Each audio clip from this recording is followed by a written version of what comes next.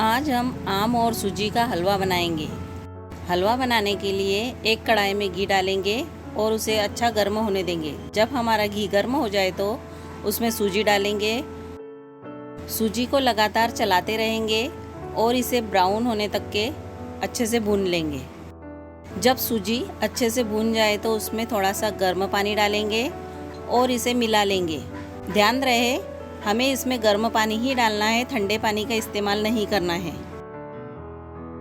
अब इसमें शक्कर डालेंगे। 3-4 मिनट तक इसे हिलाते हुए पकाएंगे। अब इसमें आम का रस डालेंगे